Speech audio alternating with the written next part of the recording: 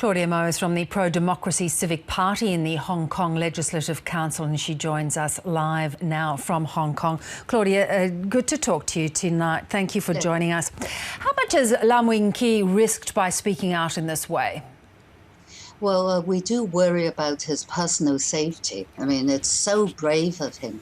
It's really audacious on his part to speak out like that. And he certainly dropped a bombshell on Hong Kong and shattering the remaining confidence we had in one country, two systems. We worry about him, but I think he's just let go of things. He's going all the way to do what he thinks he should do, and we seriously, our hats off to him. And of course, he has now called into question that confession that he claims he was forced to give.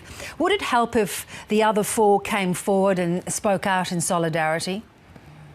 I suspect that's not going to happen because it's obvious the other four probably come under some other kind of coercion, and they have some loved ones to protect, maybe, or the hostages in some other ways. I don't know. So we're not expecting that, really.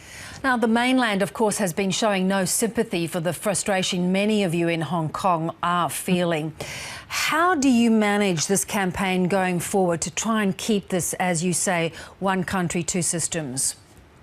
Well, at the moment, Hong Kong is full of anger and resentment. Anger in the sense that we've been cheated, because there was the bookseller who returned to Hong Kong and claimed that things were rather okay, and I was just helping with some investigation, and it's all right, and there's no abduction, no kidnapping, nothing.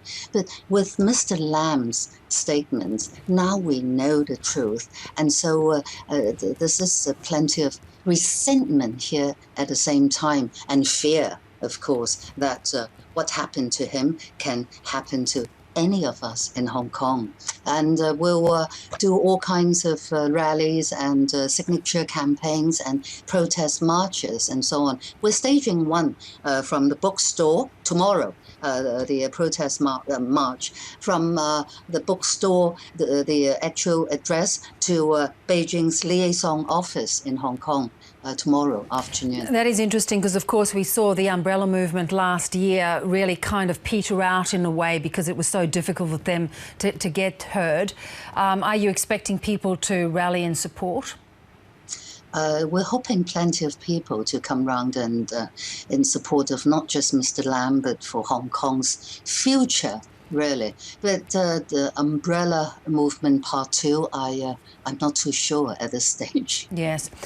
Increasingly, you see the administration of Xi Jinping seeming to be a little bit more agitated, wanting to perhaps, be very clear on the issues, say, in the South China Sea, really make it clear that they are in command. What do you think is driving that?